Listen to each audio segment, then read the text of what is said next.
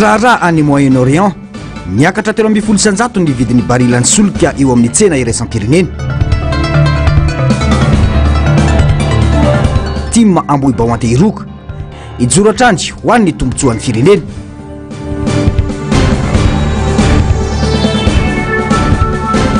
Polisy pirenena mitaky vokatra dia ny filaminana sy ny fandriam-pahalemana hoy ny filohan-karavozana. Manatitra ny fiarabana tompoky lasy sy tompoky vavy tonga soa ato anatin'ny fotoanan'ny fampahalalam-baovao eto amin'ny fahitalavitra MBS manasana ampanajana izay anaraka ny vaovao hatramin'ny farany. Vaovao makasika ny zavatra nafana tamin'ny farany herinandro teo momba ny tondrozotra na ny tatitra izay natolotra ny SADC no isataratsika ny fampahalalam-baovao na dia namaly amin'ny ampahany ny zavatra notakin'ny SADC zany fandarana asany fanavozana misy ampahany mbola manjavonjavo hoy ny teo anivo ny firaisamonim-pirenena safidy tamin'ity androany ity. Maro ireo dingana mbola ilana fiaraha-midinika sy fampiresahana toy ny makasika ny fifidianana hoy ny faneho-kevitra. Tato-baovao ny Andomiaratina sary sindatsariny Mathieu Prince. Mamaly amin'ny ampahany zavatra notakin'ny SADC ny fanolorana ny fitondram-panjakana ny fandaranasa ho an'ny fanavozana izay mamaritra ireo dingana atongavana amin'ny fanavozana miaraka amin'ny fitsinjaram-potoana ho ny avy amin'ny firaisamonim-pirenena safidy. Na izany na tsy izany misy ampahany manjavozavo kely ao anatin'ny fitantanana ny firenena izay ilana fiara-midinika. Tanterana io moa zany izay rehetra mety recommandation nomen'ny SADC atao anatin'iny hoe inona no tena takina le hoe fiverenana amin'le ordre constitutionnel ve dia ohatrany ahoana ny dingana tratrarana zay. Raha zay ve le izy dia mety hoe anisany mety mahavaly ny ampahany iny zany raha ny fomba fijery azy amin'ny ankapobeny satria hitao voafariparitra ao zany hoe misy ny fikonam-pirenena dia aveo vao miroso anatin'le hoe fijerenana lalam-panorenana ohatran'izy le lalam-panorenana atao dia aveo amin'izay miroso amin'le fitsapan-kebahoaka dia aveo vao miroso amin'le hoe manahoana le firosonany amin'ny lalàna amin'ny fiheny fifidianana sy le ratsany sy le Europe karakara fifidianana. Dia raha zay le izy dia ataoko hoe mamaly ny ampahany amin'izay rehetra mety hoe filany zareo nivon'ny iraisam-pirenena. Nefa na izany kosa misy tokony hojerena ihany le ataontsika hoe mety antsoantsony ety amin'ny ataontsika hoe ety amin'ny mety hoe vondrikery ny firaisamonim-pirenena ao anatin'iny hoe misy la tokony anamafisana an'izay le hoe mandritra n'izay tsy voatery iny ihany fa misy ihany manoloana le hoe manahoana reo le androm-pandrakana mety rava ao anatin'iny manahoana avy ny dingana zay rehetra mety hafa ny lafiny mety ataontsika hoe ny manodidina an'izay ny lafiny ara-politika ny lafiny mety ataontsika hoe ny ara-toekarena sy ny rehetra ihany koa. Anisany notsindriny safidy manokana ny makasika ny lalàna mifeny fifidianana. Mila jerena amin'ny antsipriany zany tsy siny fifanindrin-javatra mety teraka fanohitoinana ho ny fanamafisana. Manahoana makasika n'io lalàna amin'ny fifidianana io manahoana le rafitra amin'ny le fifidianana satria mandinga ihany io raha ohatra ka hoe tafapetraka tsara tsara dia tsara le ataontsika hoe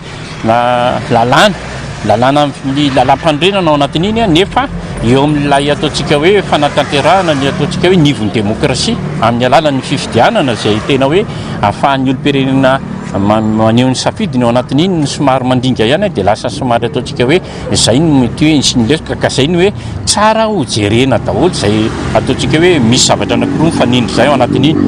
Mety hoe misy tsy mbola mahavaly ny ataontsika hoe eo amin'ny filan'ny ataontsika hoe firaisamonim-pirenena le izy fa io zany hijerena hoe ohatrany ahoana ny ahafahana mijery an'izay. Ankoatra io tokony ho hajaina ny fe-potoana nomena rehetra ho tratra ny tanjona raha misy ny finiavana anaja izany ho ny fanamafisana. Ekena vao hoe mety voafetra ihany le fotoana nefa efa misy an'le ataontsika hoe karazana tetiandro kely zay hoe mety tsy vita ho any detay zany izy teo fa efa nisy somary nijerena ary misy ny ekipa zay ataontsika hoe ny ekipa teo anivon'ny ministera-panjakana momba fanavozana zany efa somary nisy fanatonana ihany dia efa somary efa nisy dingana ny rosona tao anatin'izay dia ataontsika hoe tokony ho hajaina. Zay zany ho an'ny amin'ny firaisamonim-pirenena rehefa misy zavatra napetraka dia tokony ho hajaina zany zay le fe-potoana sy le tetiandro zay ao anatin'iny dia miezaka samy miezaka zany ny tsiraray avy ahoana ny ahafahana manantanteraka an'izay fa raha amin'ny fomba fijery ty ivelany le izy dia jerentsika hoe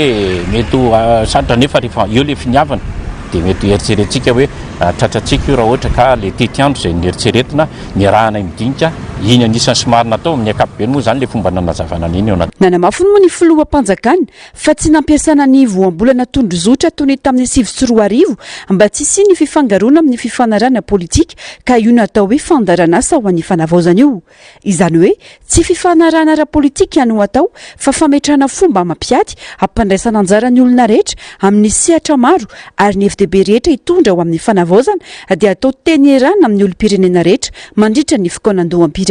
ho ny fanazavana dinika miisa 3 mazava tsara no voasoritra aminatin'ny fandaranasa dia ny fikaonandoham-pirenena fanavaozana ny rafi-pifidianana ary ny fifidianana lalam-panorenana sy ny fifidianana filoham-pirenena. Fa ilaina ny fanazavana sy ny tondrozotra entitra avy amin'ny fanjakana amin'ny fanarenana ny voamera maleo tena misahana ny fifidianana mba azahoana fifidianana mangarahara hoy ny mpandinika raharam-pirenena Ndrimitsara Tarzan. Ho fanamafisana izany dia manao antsony isy ny fakan-kevitra miaraka amin'ny fiarahamonim-pirenena sy ny tanora ary ireo mpisehatra politika izay mandray anjara lehibe tamin'ny hetsika nisy teto amin'ny firenena ny tenany mba ananganana fanavaozana maharitra sy eken'ny rehetra. Narsisy karazafy sy mbola avatsara no mitatitra ny antsiprian'izay.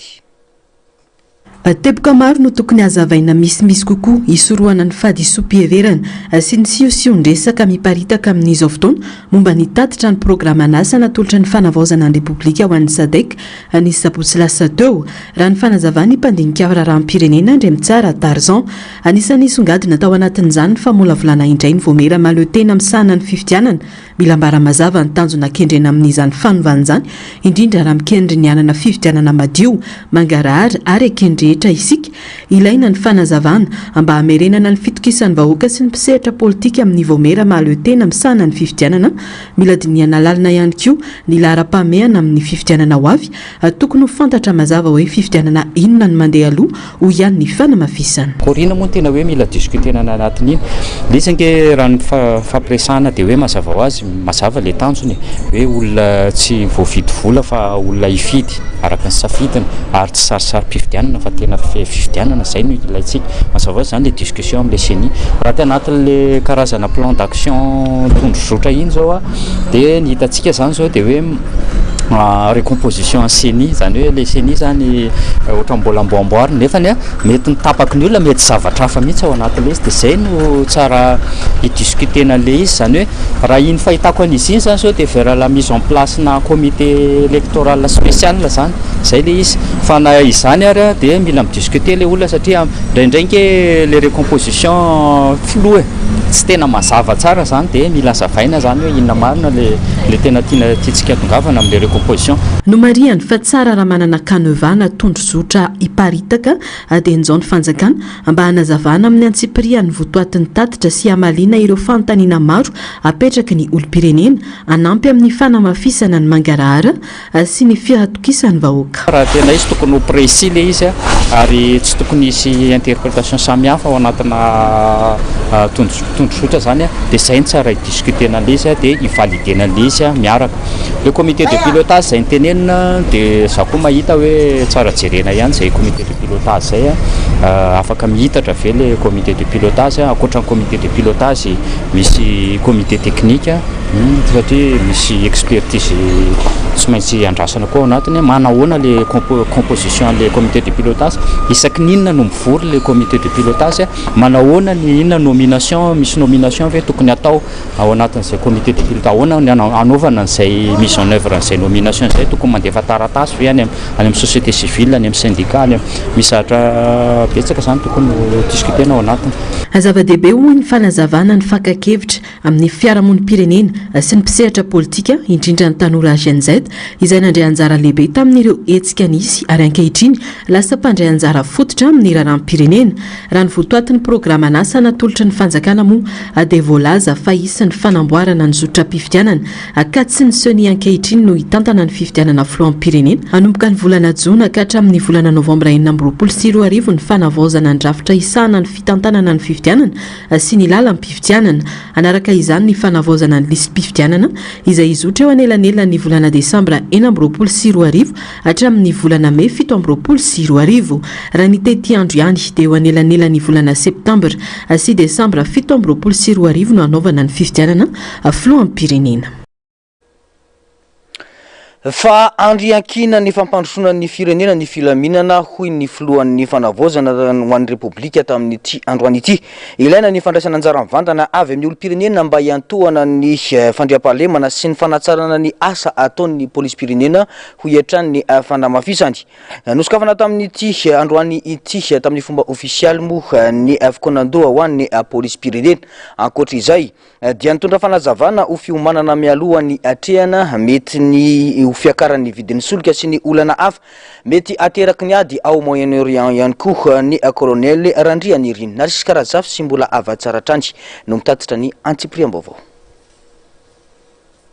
Ilaina no mitady vahaolana angana ho an'ireo sehatra tena marary ny vahoaka ary isan'ny fandraisana anjara mivantana avy amin'ny olo-pirenena amin'ny drafim-panarenana ny firenena eo amin'ny filaminam-bahoaka hoy ny minisitry ny filaminam-bahoaka androany. Efa napetraka ny politika hitadiavana vahaolana amin'ny sehatra maro indrindra ny fanamafisana ny fandriam-pahalemana sy ny fametrahana tontolo milamina izay ahafahana miroso amin'ireo atrikasa sy dingana rehetra irosoana amin'ny fandrafetana lalam-pandrenana vaovao hoy ny fanazavana. Tolérance zéro ny resaka kolikoly raha nambara ny minisitra trany. Eo ihany koa ny fampitomboana ny fifandraisana amin'ny vahoaka ary ny fanamafisana ny firaisan-kina ny polisy-pirenena miaraka amin'ny fankasitrahana sy ny ezaka fanatsarana ny fahaiza-manao ny mpitandro ny filaminana. Ho hatsaraina ny rafi-pibaikona sy ny esprit de corps. Izany anefa dia atao anatin'ny fandanjalanjana ny fampiarana ny sazy tsy mitanila sy ny fanomezana fankasitrahana. Farany asina ezaka manokana ny fanamafisana ny fahaiza-manao sy ny mahamatianina amin'ny alalan'ny fampiakarana ny kalitao ny fampiofanana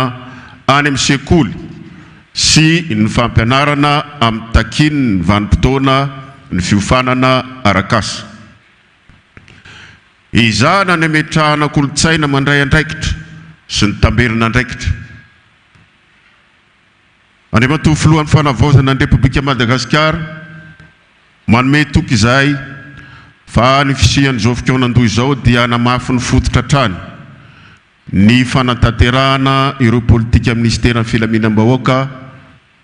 no tany saiko teo aloha. Namafisy ny filohan'ny fanavaozana ny Repoblika fa andriankina ny fandriam-pahalemana sy ny fampandrosoana ny firenena ny filaminana ilaina ny fifampidiniana sy adevitra misokatra mba hanatsarana ny asa sy hanamafisana ny fahombiazan'ny polisy-pirenena no tsindrina ihany koa ny fanamby miandry toy ny ady amin'ny tsy fandriam-pahalemana, ny herisetra ara-tsosialy, ny asa tsy ara-dalàna ary ny kriminalité organisée ka tsy maintsy hatrehana ampavitrihana sy amin'ny paikady mazava ireo olana ireo.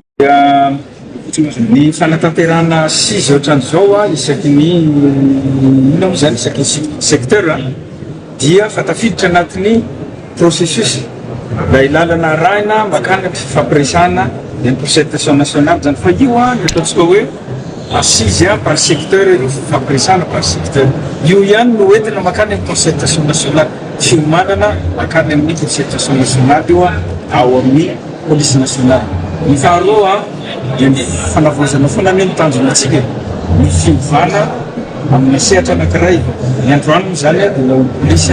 inona ny zavatra tsy mety, inona ny zavatra tsy nahafa-po ny vahoaka, jerena sy fampiresahana androany. Zay ny mahazava-dehibe ny fotoana. Miantso ny vahoaka sy ny tanora ifanometanana amin'ny fametrahana filaminana maharitra ihany koa ny filohan'ny fanavaozana izay nanentana ny polisy-pirenena hanome vokatra azo tsapaitanana tsy ho kabary ambony latabatra fotsiny ihany. Zava-dehibe ny fiara-miasa eto an-toerana sy iraisan'ny-pirenena mba azahoana vokatra mpaka eny fotony ary mampatsiahy fa ny tanjona dia ny fametrahana filaminana marina ahafahan'ny vahoaka miaina amin'ny filaminana ho fototry ny fampandrosoana maharitra eto Madagasikara. Raha ny fitaovana hoentina miadina zany dia efa misy firenena manampy antsika fa manome zavintsika ampiasaina ny fitaovana resaka mobilité indray amin'ny resaka matériel roulant telena zany afaka fampijery mikasika an'izany ny fijakany malagasy zao mba hanao reny inona moa zany reny rafitra eny manakaiky vahoaka. Ankoatra izay nampafantary ny filohan'ny fanavaozana ny Repoblika fa miomana meloa i Madagasikara hiatrika ny mety ho fiantraikany ady any Moyen-Orient amin'ny famatsiana solika, miomana ihany koa amin'ny olana hafa mety iseo, nanamafy ihany koa ny ministera ny angovo sy ny akoranafo fa tsy hisy fiantraikany amin'ny famatsiana angovo eto an-toerana lohatreto ny ady any Moyen-Orient. Zay mihitsy zany rehefa manomboka mivory mikasika an'izay tsika zaho zany efa manana ny eritreritro ny Prime Ministre amorony azy izy rahariva avelao izy aloha amorony azy efa manana ny eritreritro ahoana ny ialakotsiny amin'ilay teny frantsay hiantisipena an'izay mety olana ratsoroka iainantsika zay ny loaty. Nanokatra tamin'ny fomba ofisialy ny fikanandohan'ny polisy pirenena tetỳ amin'ny CCI vato androany ny filohan'ny fanavaozana ny Repoblika ny kolonely Randrenirina Mikael sy ny Prime Ministre lehibe ny gouvernemanta. Lafim-baovao mahakasika ny zavamisy ao Moyen-Orient kosa dia tsy maintsy isy fiantraikany eo amin'ny toe-karena ny zavamisy ao Moyen-Orient ho iparaina Auguste tamin'ity androany ity. Lasibatra voalohany amin'izany ny resaka solika izay efa miakatra eo amin'ny tsena iraisam-pirenena. Na izany aza nefa tsy eo no eo no fiakarany ary tsy aritra saingy azo heverina kosa ny mety fiantraikany izany aoriana kely. Efa manamafy raha teo ny teo anivo ny ministerany angovo ny akoranafo raha ny vaovao avy amin'ny gazety mpiseho isan'andro fa tsy mbola ahina isy fiantraikany amin'ny famatsiana ato anatin'ny foezaka ny zavamisy ao Moyen-Orient. Ny antsiprian'izay hoetiny Andry Miaratina sary sy ndratsariny Mathieu Princy. Mety ary zava-dehibe amin'ny resaka diplomasia ny faneho-kevitry Madagasikara manoloana ny raharaha ny Moyen-Orient ho iparena Auguste androany. Isika izay tsy tokony haka-hevitra mifanipaka amin'ny foto-kevitry ny vondrona afrikanina sy ny sata mifeny firenena mikambana. Tsy misy afa-tsy ny fanamafisana ny fifampiresahana sy ny dinikary diplomatika ary ny fanajana ny fendry iraisam-pirenena ihany no lalana ahafahana mampitony ny disadisa sy mitandro ny fandriam-pahalemana ho ny fanamafisana. Izy moa sy izay foana miresaka diplomasia hoe mba manao hoe mianso hoe mba hisy discussion nefa mianso ihany koa hoe mba hoarana ny droit international sy ny zavatra lehibe igny fa asika moa inona moa ny position tena ho asika tsy afaka tsy miady amin'olo agny asika fa dia fa maneho ny hevitritsika zay sy hevitry mifanipaka amin'ny Union africaine fa hevitry mitovy sady izay nga magnitako tena hoe marina aminazy hoe tokony miditra amin'ny latabatra boribory ihany ary tokony ansaigny ihany ny droit international. Manoloana ny resaka solika niakatra 370 ny vidin'ny pétrole Brent nanomboka androany ka nahatratra $20 ny baril raha toka mbola $7.30 zany ny farany herinandro teo. Tsy aivina fa mandidina ny 200 ny fanjifana solika maneran-tany izany hoe solika 20 tapitrisa baril isan'andro no mandalo amin'ny Detroit d'Ormuz izay nakatona amin'izao fotoana izao. Ny 200 ny fitateran-tsolika maneran-tany anefa mandalo amin'ny fari-dranomasina io. Na dia nanambara fampitombo ny famokarana 9.4 baril isan'andro aza ny OPEP dia misy ny ayay amin'ny fahaverezan-tsolika eo anelanelany 7 hatramin'ny 10 tapitrisa baril eny amin'ny tsena raha ny vaovao samihafa. Raha mitory fahatapahan'izany lalana izany dia mety hiakatra ny vidin-tsolika ary tsy afa-miala amin'izany i Madagasikara ho iparena Auguste. Ohatra zao izy hoe ny Iran zao ny mifeny le Detroit d'Ormuz io eo le fivoahana pétrole fa 20% ihany aloha tena mivoaka eo zany 20% dia fa niteny koa OPEP moa hoe ampiakarinay le production izy satria mbola misy marge malalaka tsara ihany fa ny mety raha ny fiheverako anazy mety ampiakatra ny vidin'ny pétrole ihany dia le hoe tsy mahazo mandalo meraroso sony makany amin'ny canal de siège igny le chambre rehetrarehetra le mitatitra entagny na pétrole zany na gaz zany na enina ny entany rehetrarehetra satria misy an'le outil eo io mera rouge io IMN misy an'le outil avy any IMN le somary mahery fiasikany koa sy misy darofany daholo le chambre mandalo eo fa indrindra raha chambre ohatrany hoe ana fandray amin'ny américaine fandray amina israélien sy namany sy sodarofany dia hoe efa nagnome baiko daholo ny armateur rehetrarehetra hoe asa mandala nosona nareo fa mihodigna aty amin'ny Cap de Bonne Espérance aty mihodigna ny Afrique zany ny Afrique du Sud igny mandalo aty amintsika aty zany hoe lava be zany ny trajet sy misy fiakarany ihany no resaka vidina solotany io ary asika tsy afaka miala amin'izay zavatra zay. na eo aza izany tsy mbola ahina izy fitraikany amin'ny famatsiana anatiny atao anatin'ny fotoana foezaka ny zava-misy ao Moyen-Orient sy ny fikatonana Détroit d'Ormuz hoy ny ministera ny angovo sy ny akoranafo raha ny lahatsoratra nivoaka gazety androany tsy mandalo ny Détroit d'Ormuz ny fitateran'ireo solika makaty Madagasikara araka ny fanazavana saingy manaraka akaiky ny zava-misy ao Moyen-Orient kosa ny ministera mba hisorohana ny fiakarany vidsolika tampoka na ny mety ho fatapahany ny famatsiana solika tampoka. Efa manana tahirin-tsolika mahasana ny filalin'ny firenena amin'izao i Madagasikara. Sarotsarotra ny toerana misy ny firenentsika manoloana io trango io ho ny faneho-kevitra ary isika eto ihany no mety hitarika ny pénurie eto an-toerana. Inona moa zany firesaka inflation moa zany sarosarotra ihany anao inona sika anao anina ve anao inona moa subvention fa za fotsiny anaha tiako mba teneniny fotsiny dia resaka psychose de pénurie satria fivelako anazy mety tsisy ny pénurie fa isika ihany mety ampisy ny pénurie satria samy mirodorody daholo maka raha ohatra maka 10 litre anao andavanandro dia lasa aka 30 litre anao na ividy amin'ny zerikaniny anao na iny zany no tena manahira igny satria lasa misy psychose dia lasa igny tena mitarika pénurie fa io koa aloha raha ohatra misy miakatra ny carburant nge tsy da eo no eo fa impactany ary amin'ny ary afara ary sika nefa nefa mazava ho azy sika fa sika nefa sous programme ihany angamba sarosarotra ihany angamba ny subventionné vidiny fa dia tsy misy asika fa nanao an'le hoe vérité des prix dia tsy misy sarahagna amin'izay ihany le izy koa angamba tsy dia hoe dangana bebe ohatran'ny olo loatra ny fiverako anazy. Ankoatra io lazibatry ny fanafiana drone avy amin'ny Iran ny toby famokarana solika ao Ramasy Tanora io maraina io. Ity toby ao Arabia Saodita ity izay trandrany Saudi Aramco ity no isan'ny avokafoky ny famokarana solitany maneran-tany. Toby mahavita mamokatra baril 5,5 isan'andro ao Ras Tanora. Avoafeny firetana saingy nanjana tanteraka aloha ny famokarana rehetra ho fisorohana ny loza. Avy hatrany dia ampitombo ny solitany vokariny ho 4,7 baril isan'andro i Arabia Saodita sy Russia amin'ny farany ity volana ity raha ny vaovao. No mafisy ny paraina Augusta fa mihatsara ny zavatra ataon'ny firenena malagasy amin'ny fifandraisana maneran-tany. Ahitana taratra izany ny fiarana amin'ireo firenena everina fa hahazoana tombony amin'ny fampandrosoana ny firenena. Nanamafy ao anatrany zava-misy io ny filohan'ny fanavaozana ny kolonely Mikael Randrianirina fa isy ny fivoriana maika ataon'ny fitondram-panjakana andinihana mialoha ny fiatriana ny mety ho fiatraikany Kristsolika no io ady any Moyen-Orient io miainga amin'ny dinikio no ametrahany ireo fepetra hafana miatrika izany.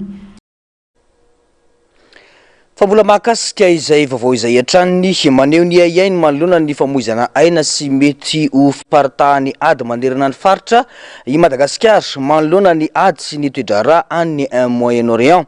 Nisy ny teny mita sy ny fanambarana izay nataony gouvernemanta malagasy tamin'ity androany ity izay manipika fa ny fampiresana sy ny diplomasia ihany no ahafahana mitondra ny fitoniana rindratsariny ny aro-tanjony. Manara-maso akaiky ny zava-mitranga any Moyen-Orient ny gouvernemanta malagasy taoriny ny fifandonana aramiaramila ny tranga ny 20 febroary 2024 sy ireo valifaty ny fandimby tao amin'ny faritry Iwalan'ny Golf. Naneho ihany fanjakana manoloana ny fiakaran'ny herisetra sy ny mety hiparitahany ady manerana ny faritra. Ao anatin'izany nanambara fa manainy amin'ny famoizana aina sy ny fiantraikan'ny krizy amin'ny vahoaka sivily Madagasikara. No mafisina ihany koa fa manoana ny fanajana ny lalàna iraisam-pirenena sy ny fotokevitry ny firenena mikambana ary miantso ny fampitsarana avy hatrany herisetra sy ny fiverenana amin'ny fampiresana ara-diplomatika. Nanatevin-darana ny antsony vondrona afrikana ihany koa ny fanjakana malagasy izay manasongadina fa ny fampidiniana sy ny diplomasia no vaolana maharitra ahafahana mampitony ny disadisa sy ny mitandro ny fandriam-pahalemana. Etsy ankilany nanome tokony ministeran'ny raharaha-mbahiny fa hatramin'izao dia tsy mbola nisy olom-pirenena malagasy voakasika ity krizy ity.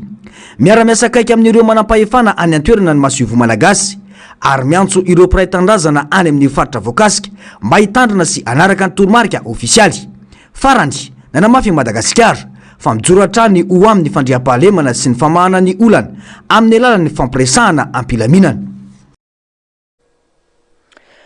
fa atahorana ny mety ho fiakarany vidim-piainana ny fahatapahan'ny fambatsina ary ny fikorotana ny tsena anatiny raha mitoy ny krizy iraisam-pirenena lasa miteraka tebotebo ho an'ny tokantrano malagasy ny tsy famarana ny toerany vidin-javatra sy ny fahasarotan'ny famatsina ireo entana ilaina andavanandro raha ny fanazavana nomeny ny mpandinika fiarahamonina Gérard Ramamampianina mbola miankina betsaka amin'ny fanafarana entana avy any ivelany Madagasikara hoy ny fanazavany manoloana izany manao antsony amin'ny tokony ametrahana paikady mazava sy entitra anamafisana ny famokarana eto antoerana ny tenany anomanana ny setry ny fambolena sy ny indostria ary arovana ny tombotsoa-pirenena mba ahafahany Madagasikara mivonona amin'ny fiatrehana ny krizy amin'ny mpahavononana sy ny fahaleovantena bebe kokoa raha ny fanadiadina nataony Narcisse Karazafy eo amin'ny sarisindra ny mbola avatsara.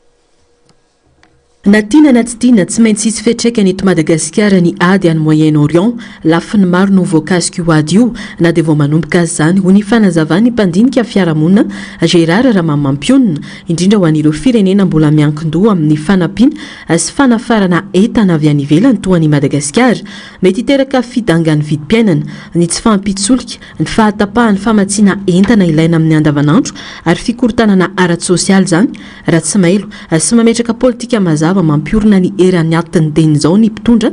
dia mety hamafy ny fahantrana ka ho faty tsy vonoana ny malagasy ho hiatran'ny ny fanazavana. Mila mahatsapa tentsika amin'ny toerana misy ny firenentsika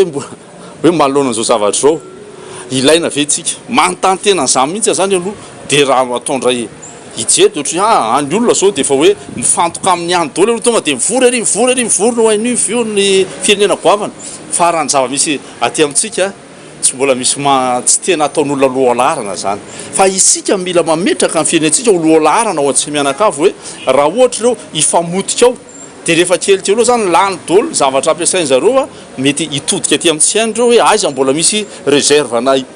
uranium ohatra zany aty amin'ny tsy abetsaka ohatra zany dia eo indrindra no ahafatsy zao fotoana ametrahantsika ny herin'ny firenentsika. Tsy ny fitaovam-piadiana no tokony ho atao lahara-pahamehana satria tsy misy dikany ary tsy ampetina hiatrika ady akory ny fitaovam-piadian'ny malagasy ho hiatran'ny fanamafisana fa ny sehatra ny fampandrosoana indrindra ny fambolena sy ny industria madinika no mila himasona raha te aleotena sy tsy ankin-doha amin'ny firenena matanjaka isika mila mamokatra izay tinadin'ny vahoaka malagasy Madagasikara satria lasa loharantahotra ho an'ny malagasy ny ady any ivelany satria mbola miankin-doha betsaka amin'ny farafarana entana ilaina amin'ny fiainana andavanandro any ivelany sy ary ahoana ndresaka hoe sakafo tsika manafatra zavatra be da be avany ivelany reo menaka siramamy tsika ahoana ny tokony hoe ahafahantsika tena hoe ninninona misy any tsika manany ampy ny vary tsika raha mamokatra ka izay ny tena zava-dehibe tiako resahana mihitsy hoe resaka géopolitika an'izy moa dia hoe ny tatsinanana ny tandrefana ny adiny zareo sy zao samy manany tombontsoan'ireo samy manany zavatra tiany hikendrena fa tsy koa manany tombontsoa dia mifijerena le malagasy ho anaty fahantrana ka raha tena hiaditsika zany dia raha hiadisaina ihany koa dia aleo miady amin'le fahantrana eto atoerana fa itsika tsy manana hery mihitsy eo anoloandreo zavatra za mahita an'izany zavatra azo atao tsara nefa ny mamadika ho irika fanararoatra io krizy io ho ihany ny fanehonkevitra raha mahay manararoatra ny toedra ray Madagasikara apetraka ny paikady mazava anamafisana ny famokarana anatiny sy ampianana tsikelikely ny fiakinan-doha amin'ny any ivelany samy manana ny tombontsoa ny firenena tsirairay amin'ny fifanarahana sy ny fiara-miasa ataony noho izany dia mila mitandrina sy mandanjalanja tsara ny mpitondra malagasy amin'ny fanaovana alliance amin'ireo firenena matanjaka ho ihany ny fanamafisana. Fangatsy ny hery avy atao anantsika ny tokony ampandroso atsika ny maha-malagasy atsika ny olombelona malagasy ny fahendrena sy ny sotoavina malagasy ary ny arena eto amin'ny tany malagasy rehetrarehetra ampy ampandrosona atsika zany fa itsika ty misavila izy dia sody tsy le tena rehetrarehetra ohatra fa sody ny olona mahatsika mahazo ary aroany amin'ny olona fa ny olona maka roa tapitrisa ty amintsika dia mila mitandrina antsika amin'ny zavatra rehetrarehetra ananatsika mba tena ho amin'izay tombontsoa le malagasy ka ny malagasy ny fokon'olona sy ny arena sy ny fahendrena malagasy ny tsara jerena mba hoe iorenana zany tena fampandroso zany fa raha isavika ary tsy efa samy nanampy teto daholo ve fa zao ny teniko farany hoe tsy ny fahantrahantsika no hiazaka azy zao n'olona makaty fa ny harena ananatsika. Afaka miara-miasa amin'izay firenena heverina fa hitondra soa ny vahoaka malagasy Madagasikara asaingy tsy maintsy atao lahara-pahamehana mandrakariva ny tombotsoam-bahoaka sy ny fahaleovan-tenan'ny firenena ho hiatran'ny fanamafisana. Fa vovao makasika ny fiainana antoko kosa sy ny firenena dia tanjona ho an'ny antokotiky Madagasikara ny hitondra ny fanavozana ho an'ny vahoaka malagasy. Izany raha teo no anoanany antoko izao fitondrana mijoro izao hoy ny fanamafisana. Nambaran'ny sekretera jeneraly faharoa eo anivo ny antokotiky Madagasikara fa hiasa ho an'ny vahoaka sy ny firenena no antom-pisiny ny antokotima ary anamafiorina ny tena fanovana. Nisy moa ny fionan'ireo mpikatroka eo anivony antokotima ho an'ny rantsana Ambohibao anteroka ho an'ny omaly tady baovao makasika izay eo amin'ny rindran-tsariny tahiriny aina.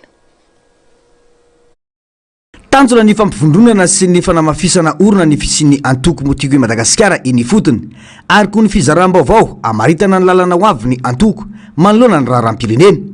Ny hetsika tahaka izao no manapirofo fa antoko velona sy mbola mijoro ny tim indrindra eo anatrehan'ny fisin'ireo mpikatroka mavitrika eny ifotony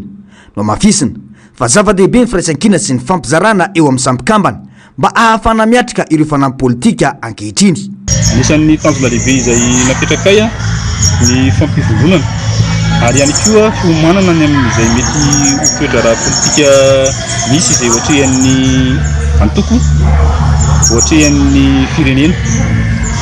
dia mijoro hatrany ny famitimantehiroka mijoro hatrany ny antoko tiko Madagasikara na dia misy arany ny serezen'ny lalovana teto amin'ny firenena ireo fanenjehana na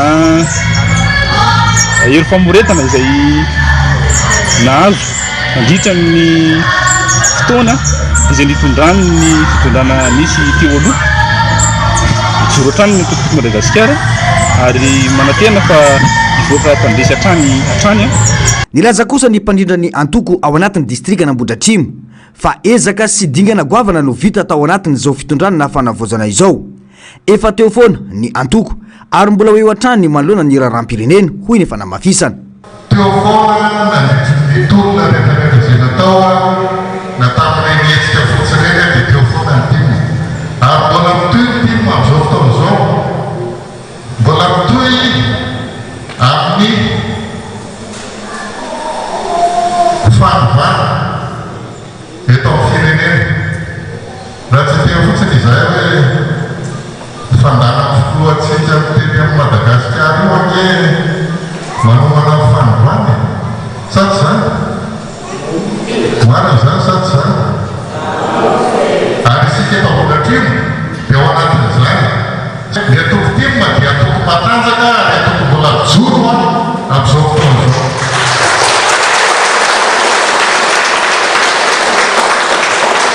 Noho izany dia hiezaka foana isika amin'ny fanatsanana izany antokontsika izany na inona zavatra miseho manodidina antsika na any ivelany any na eny fokotany eny na amin'ny any ny antokontsika kolokoloantsika foana.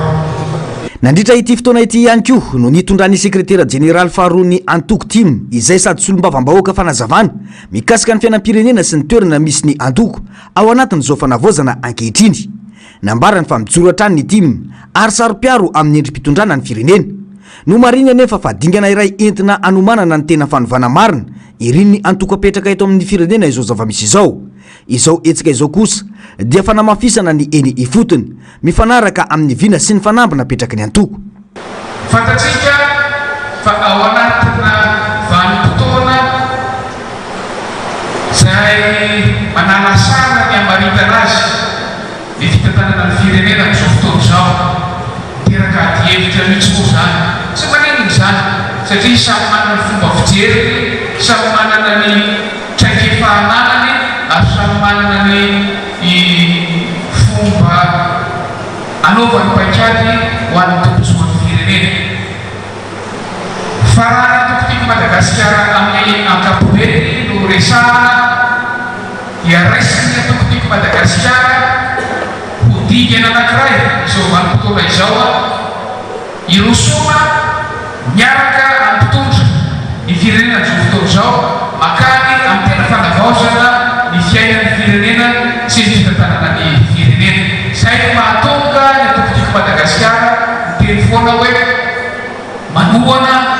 ezaka makany amin'ny fanavozana izao satria miaraka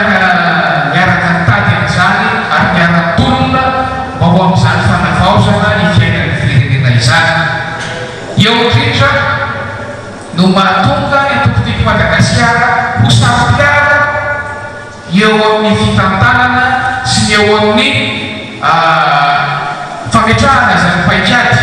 makany amin'ny fanavozana izany satria tsy dia ratsy ny tompotiako Madagasikara fa indrindra dia hametraka dingana voafaritra ny fotoana ary fantatra mazava tsara hoe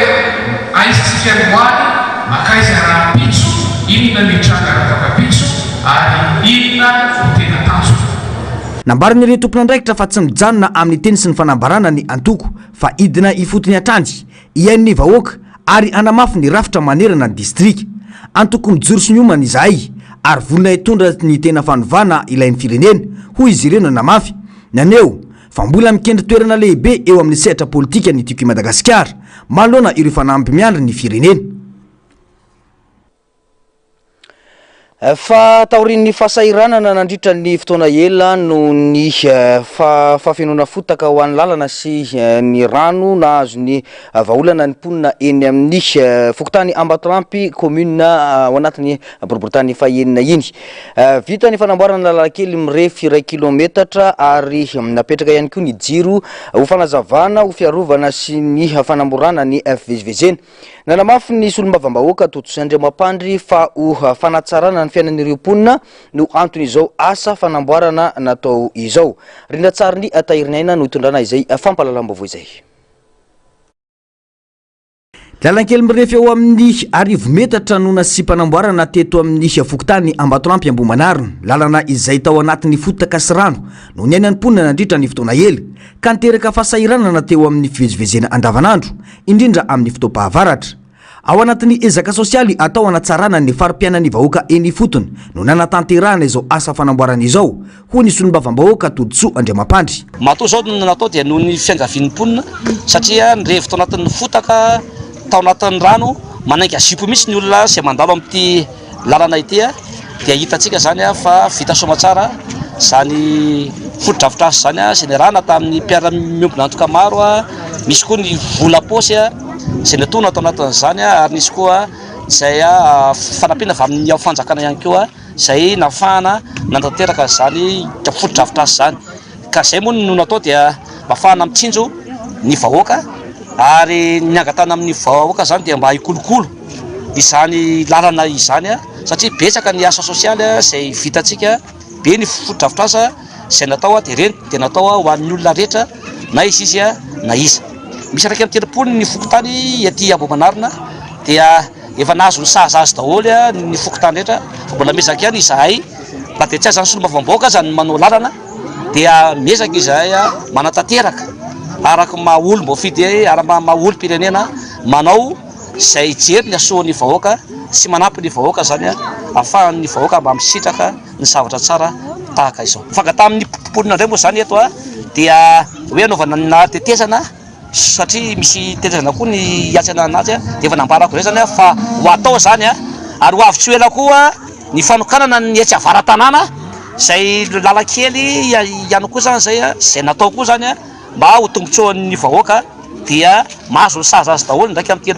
30 fokontany eto Ambohimanarina. Dia farany dia averiny eto ihany fara mbola eto ny tenanay dia miaro ny vahoaka mitondra ny tenin'ny vahoaka ary manasoa ny vahoaka amin'ny fomba rehetra na inona na inona. Afaliana sy fankasitrahana no nandraisan'ny mponina izany satria manamora ny fivezivezena mampiena ny loza mety hitranga ary manatsara ny endriky ny tanàna ny fotodrafitrasa vaovao. Misy zany ny andriam-bavilanitra manangy azipo fa amin'izao tsika amin'ny resaka zao izy zany zao afaka manao taloha raha andeha hivavaka dia ohatran'izay isorana tena isorana be dia be mihitsy zany le solombavambahoaka ny boribory tamin'ny fahaenina fa tena manao ny aintso zavatra mihitsy raha namana ho an'ny vahoaka. Tena mamononitra pataloha raha ny tena mbola blisatra sy tena latsaka anaty fotaka ny kapa entina anankiray milany ka dia isorana an'ireo tompon'andraikitra izay nikarakara navita izao zavatra tsara izao ary makatelina efa namby 10 taona taoko tsy nisy nijery mihitsy tsy nisy nijery manana anjara toerana lehibe amin'ny fampandrosoana eny fotony ny solotena voafidy ary porofon'izany ny fahavitany asa sosialy toy izao. Raha mifanampy sy mifampitsinjo ny rehetra dia mora kokoa ny manatratra ny tanjona iombonana. Arak'ilay teny filamatra hoe tsy misy manana ny ampy fa sambatra izay mifanampy. Ny firaisankina sy ny fifanohanana no antoko ny fandrosoana maharitra hoy ny fanazavany. Nasongady ny sonim-bavam-bahoaka fa zava-dehibe ny fikojakojana ireo foto-drafitrasa efa vita mba aharetany sy ahasoany taranaka ankehitriny sy ny ho avy. Nampatsahivina fa adidiny rehetra ny miaro sy mitandrony ny fanonanana iombonana. Fa traboina manodidina ny 700 no vinavinaina omena fanampina ao anatin'ny fokotany telo ao anatin'ny boriboritany fahatelo dia ankazo manga, andraharo, ankoron'ny rano, andranomahery ary tsarambasay izay tena voakasiky ny afiakaran-drano. Misokatra isan'andro ny fandraisana fanampina ao Belera raha ny fanazavana. Ny farana ny sabotsy fa 7 ny volana marsa amin'ny 12 ratoandro ny fandraisana ireo tolo-tanana ary atolotra ireo traboina ny alahady fa 8 ny volana marsa izany. Tafiditra indrindra amin'ny ao anatin'ny fankalazana ny andro iraisam-pirenena anajana ny zony vehivavy no anatanterana izany raha ny fanazavana ny vehivavy tima avy ao amin'ny boriboritany fahatelo.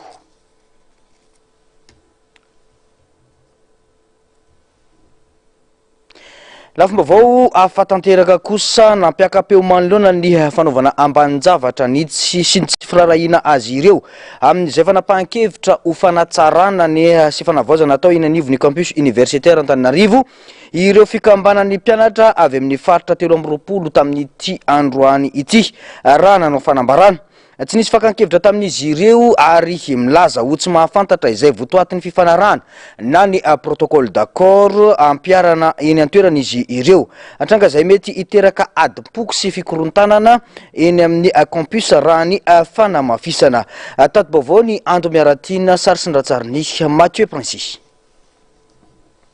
Manamafy ny amin'ny mety sy ny korontana sitrangany adi-poko eny amin'ny campus universitaire ireo fikambanan'ireo mpianatra avy amin'ireo faritra 320 raha nanao fanambarana androany manoloana ny resaka mandeha isy ny fanadiovana eny amin'ny tranon'ny mpianatra. Nilazany tsy ho tompona ndraikitra amin'izay ho vokatra izany izy ireo. Tsy nampahafantarana ireo mpianatra akory mantsy ny votoatin'ny fifanarahana na ny protocole d'accord natao soneny farany herinandro teo. Dia tsy tompona ndraikitra amin'izay mety korontana iseho ety izahay. Manahy ihany koa izahay ny mety isiny korontana mamaivay sy mety hitrangan'ny adi-poko ety raha ohatra ka marina ny fehmiely mahakasika ny assainissement général izay kasaina atao ety ka ilaina fanazavana ny mahakasika izany avy amin'ireo tompona andraikitra voakasika. Manana soloterina roa ireo mpianatra eo anivon'ny filakevim-pitantanana kanefa nilaza ho tsy nahita ny votoaty ny protocole d'accord zavatra efa voaomana mialono natao soni ho ny fanamafisana. Ankoatra izay, tena amin'ny tambazotra antserasera no nahitan'ireo mpianatra ny vaovao momba ny fanaovan-tsoni. Tokony hipetraka mazavatra nefa ny fanomezan-danja ny filohan'ny mpianatra amin'ny faraisana fanapahan-kevitra hoy ny fanamafisana. Araka rehefa nivoaka tamin'ny 27 febroary io tamin'ny tambazotra serasera io izay piblievany ny CNO sy ny eny amin'ny université dia ny membre anay ny ankizinay niariary hoe iny ty zavatra tranga zavatra ty dia nandany anay hoe izay tsy mahafantatra an'io fa nasaina zay fa zavatra efa voaomandreo dia nanatsiko soni foana zahay dia niahiainy zaza zany hoe mety hiteraka assainissement io zavatra io zay ijoroanay androany mba tsy hampaloto anay no tsy atao hoe tsy kombakomba ao anatin'ny famonavolana ny protocole d'accord. Raha io nanamolavona protocole d'accord izy tokony zay fiaraha-miasa tsisy maharatsy azy hatsaminy ela tokony hipetsaka ny considération sy fanajana nantsona izahay mahafiloha mpianatra anay avy amin'ny faritra dia nijery io zavatra io na ny soteranay sy azy tsy voantso. Tsy manohitra ny fanavaozana sy ny fanadiovana atao amin'ny campus universitaire ireo mpianatra raha ny fanazavana ary vonina hifanome tanana amin'ny fanatsarana. No mafisina izy ireo kosa nefa fa tokony hatomboka ireo tompona ndraikitra any amin'ny fijeren'ireo fanorenana tsy ara-dalàna ny asa raha vonina ireo somarina izy ireo. Ary tsy manay zahay assainissement fa tokony jerena ny construction illicite raha fanavaozana tokoa no hidirana. Zay aloha tena nivory zay président 23 région d'abord le fanavoazana ary tianay le fanavoazana fa tokony atomboka tsy amin'ny le toerafinenany campus universitaire foana fa ny construction illicite koa zay anisany famironga betsaka manjaka kehitriny fa iaraha-manala raha amin'ny fijerena ny mpianatra tokony ho jerena hoe zahay mahalala hoe atony tsy mpianatra atony mpianatra. Nanamafy anefa kilan'izay teo anivon'ny université sy ny croix fa irosona ny dingana fanatsarana sy fanavozana any amin'ny université Antonisy ny fiara-miasan'ireo tonta tamin'ny fanaovatsiny ny fifanarana na ny protocole d'accord izay tsy zavatra vaovao fa fanamafisana ny lalana tany aloha izay tsy nampiarina hatreto. Tsara-mariana sy ampahafantarina antsika ao anatin'izy fa tsy misy zava-baovao akory natao tao anatin'le fifanarahana fiaraha-miasa satria lalàna efa misy manomboka tamin'ny 770 fa nisy ihany koa ny lalàna tamin'ny 2013 fa ny antony anaovana ny fifanaovatsonia amin'ny resaka fiaraha-miasa dia fanamafisana bebe koa ny amin'ny fiaraha-miasa eo anivon'ny université Antananarivo sy ny croix ao anatin'ny fandaminana azy tsika io amin'izao izay ny anton'le fifanaovatsonia natao mba hiverina mba hijerentsika amin'ny resaka filaminana tsarofo fa ny tanjona anatin'le izy dia mba hisin'ny filaminana sy ny fandriampahalemana eo anivon'ny université sy eo anivon'ny toeram-pianarana. Za mino fa vantany voavita ny soni matoa misy le fiaraha-miasa dia efa miandro zao zay rehefa feno ny angon-drakotra rehetra ny amin'ny université dia mifanantony zay ahafahana manao ny asa izany hoe mety efa mindrositsika mandeha tsy moramora ao anatin'ny resaka fanavaozana mba ahafahany mpianatra misitraka ny anjara-piriky misitraka ny tompontsoany amin'ny fanatanterahana ny fianarana ny université. Tontosa ny farany herinandro teo moa ny fifanaovatsony ny fifanarahanm-piara-miasa momba ny fitantanana ny campus universitaire d'Antananarivo teo amin'ny université d'Antananarivo sy ny croix tanjona amin'izany ny hanamafisana ny fiara-miasa amin'ny fitantanana ny campus ny famerenana indray ny fahefana feno anana ny eo anivon'ny fitantanana ny fanatsarana ny eo amin'ny lafin'ny filaminana sy ny fandrindrana ankapobeny ny fampiarana ny fitsipipehezana eo anivon'ny campus ary ny fametrahana mazava tsara ny anjarandraikitra manandrify ny mpianatra dingana izay everina fa hitondra fanatsarana sy fanavaosana ho an'ny tontolon'ny fampianarana sy ny fiainan'ny mpianatra eny anivon'ny campus universitaire n'Antananarivo andrasana ny toyiny. Vaovao avy any amin'ny distrikany Mananjary kosa indray mikaikaika noho ny faratsin-dalana ny ponina ao amin'ny commune Voilava ao anatin'ny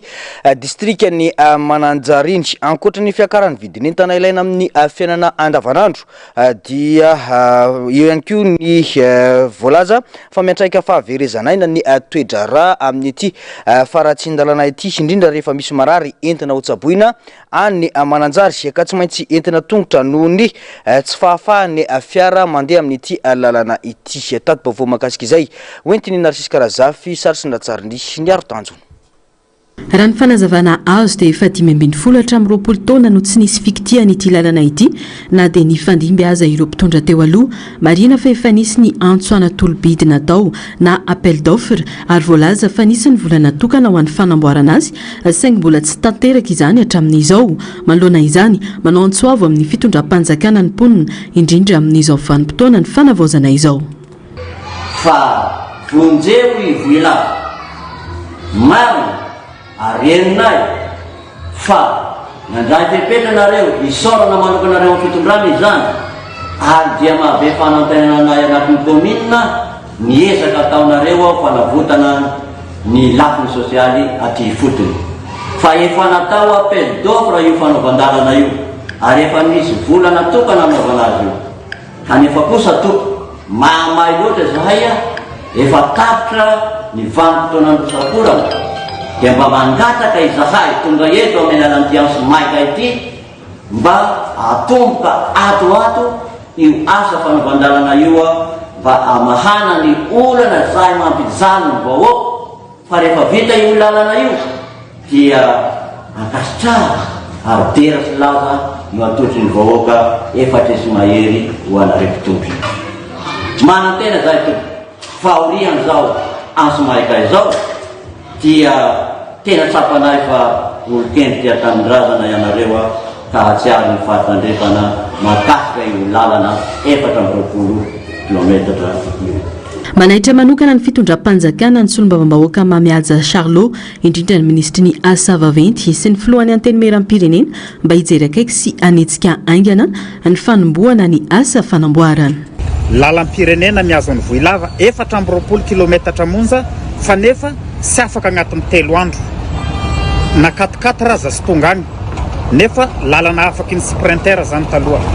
dia mba magnantegna zay satria le problème eto efa maregny fezay zahay efa andalana efa ankory ny appel d'offre efa vita ny appel d'offre dia mandraka androany nefa sisy asa manomboka agny dia mba manaitra nareo tompona andraikitra amboary lalany voilava fa tena mizaly ny vahoaka midangana ambony be misy gonina ciment agny antoerana araka ny teniny be ny tanàna teo 2 alina sy 1 seriary mila biera 2 alina ariary ny rano nefa dia commune fito farafakely ny angamba raha kely indrindra ny mampiasa ny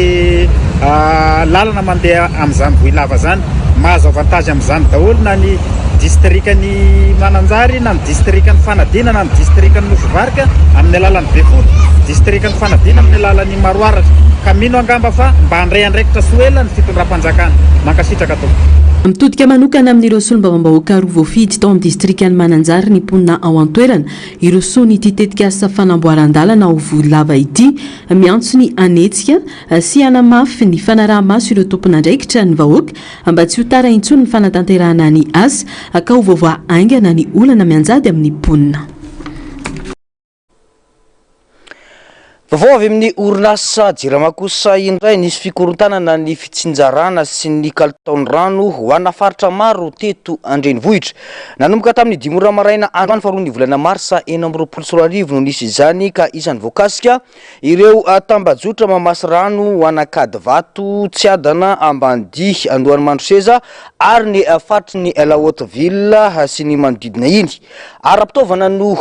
natonga ny olana hoy ny teo anivony Jirama raha nitondra fanazavana mahakasika izay rindra tsara ny niaro tanjona. Vokatry ny tsy fahatomombana ny pompy fampiakarana rano ao Mandroseza no nitarika ny olana tamin'ny famatsin-drano androany araka ny fanazavana navoaka ny Jirama. Ity fitaovana ity no anisan'ny manandanja amin'ny fampiakarana sy ny fanaparitahana rano ho an'ireo faritra ambony ka raha misy ny fahasimbana dia misy fiantraikany avy hatrany amin'ny tambajotra iray manontolo ka nahatonga ny olana. Eo ampanamboarana sy ny fanaraha-maso ny teknisianina ho hiatrany ny fanambarana mba amerinana aingana ny kalitao sy ny famatsiana rano amin'ny laoniny ary efa manomboka miverina izany amin'izao fotoana raha ny fanamafisana. Manomboka miverina amin'ny laoniny moa zany amin'izao fotoana itenenana izao ny zava-nisy dia pompy fampiakaran-drano teto amin'ny Mandroseza izay misy atsika ankehitriny dia nisy tsy fahatomombana misy fahasimbana ary mitarika an'izay faratsiny kalitaon'ny rano izay misy moa zany ny fepetranoraisina dia ny fanajanonana n'ireo pompy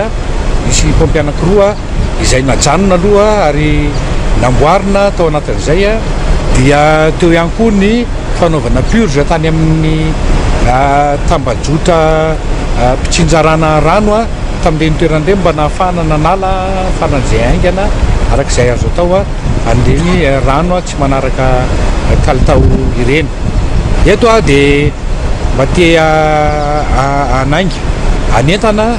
ny tsirairay ho atsika mpanjifa rehetra izay mahita hoe misy zavatra misehosahala amin'ireny dia mba ampilaza amin'ny farak'izay aingana ny aty amin'ny Jirama ary koa mba tsy ilaza ny toerana misy ireny tsy fahatomombanana ireny. Jirama dia miezaka arak'izay azo atao amin'izao fotoana izao mba andaminana ny famatsiana ny rano amin'ny faritra rehetra izay vatsiny eraky Madagasikara. Maro amin'ireo foto-drafitrasa no efa antitra amin'izao fotoana izao na izany aza misy ny ezaka fanarenana ataony ity orinasa-panjakana ity. Raha ny fanazavana dia any amin'ny volana Aprily dia isy ny fahatsarana ny kalitao sy ny fitsinjarana rano raha ny eto Antananarivo. Izany dia vokatry ny tetikasa maro izay efa mandeha amin'izao fotoana izao ho fanatsarana ny tolotra omena ny mpanjifo raha ny fanazavana hatrany. mba resaka iraisam-pirenena mitoy ny fifandonana eo amin'ny Iran sy Israely ary Etats-Unis. Maro ireo ainanafoy ary miteraka faneho-kevitra maneran-tany ny fahafatesan'ny mpitarika ambony iraniana Ali Khamenei. Nambara fa isy fotoanana 70 andro ao Iran nisy fipoahana tao Beirut sy Teheran ary miamafy ny daroka amin'ny faritra manodidina ka anarivon'ireo olona voatery nafindramonina ary betsaka ireo foto-javitra sapotika atao anatin'izany. Ny Antsipriany izay ary. Tao Liban, nisy fipoahana mahery vaika ny maraina teo ka nahafatesan'olona 30. Nanameloka ny zavamisy ny filoha sy ny praiminisitra libanais nanondro ireo vondrona mpanohana ny Iran ho tompon'antoka. Tao Iran, sekoly iray tao Minab no lasibatry ny fanafihana nataon'ny Etats-Unis sy Israely nahafatesan'olona 570 sy fahampitehany foto-drafitr'asa. Nisy fipoahana maro tao Teheran sy ny manodidina ary tao anatin'izany no nambara fa maty ny mpitarika ambony na ny guide suprême iraniana Ali Khamenei ka niteraka fitsaonana 70 andro sy fihenjanana ara-politika anatiny. Hosetrin'izany, nandefa balafomanga ho an'i Israely Iran na dia voasakan'ny drone na fiarovana aza ny akamarony dia nisy iray natratra toerana fialofana ka nahafatesana sy naharatrana olona ampolony. Naneho hevitra ny praiminisitra Benjamin Netanyahu ka nilaza fa hisy daroka matanjaka atao amin'ny tafika israelianina.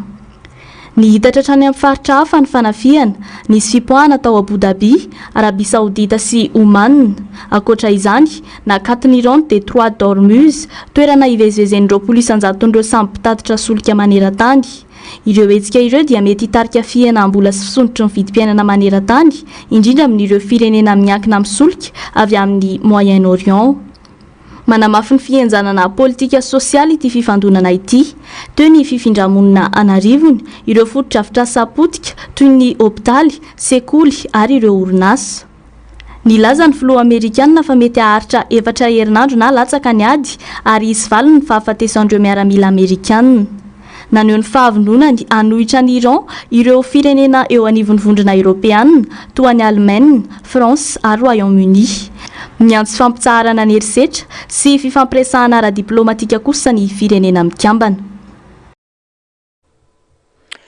Ilay lehilahy rakotra volo sy ilay trondro manana endrika toy ny baolina no afakely hoentina aminao amin'ity androany ity.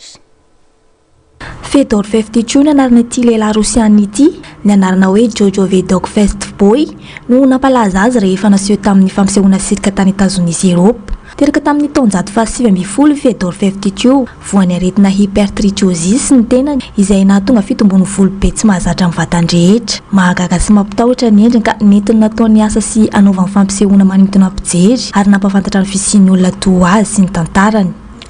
Any amorontsiraka Australie sy Nouvelle-Zélande no ahitana ity trondro hafakely antsoina hoe poisson blob ity. Any amin'ny 900 hatramin'ny 200 metatra ambany ranomasina no misy azy. Manana rafitra fiarovan-tena roa tena mampitahotra ny poisson blob, afaka mampiditra rano be ao an-kibony ity karazan-trondro ity ka miova ho toy ny baolina lehibe feno tsilo, any ka sarotra telona ho amin'ny biby bremby. Faharoa, sady tena loza dia mitahiry pozina antsoina hoe tetrodotoxine TTX ny poisson blob. Mahery lavitra noho ny pozina mahazatra io pozina io ary lazaina fa mahery lavitra noho ny cyanure. Rehefa ao anaty rano ny poisson blob dia mitovy amin'ny endriky ny trondro rehetra ny endriny, fa rehefa esorina miala anaty rano noho ny fiovan'ny toe-piainany dia miova tanteraka ny bika ny vatany ka lasa toa miempo malemilemy sy mampalahelo ny endriny. Tsy misy hozatra mafy ny poisson blob fa manana vatana malemy sy feno gel, ka izany no mahatonga azy mora mitsingevana any anaty rano. Araka ny fanazavany manam-pahaizana dia anisan'ny fianakavian'ireo trondro misy pozina ity trondro ity ka mampidi-doza.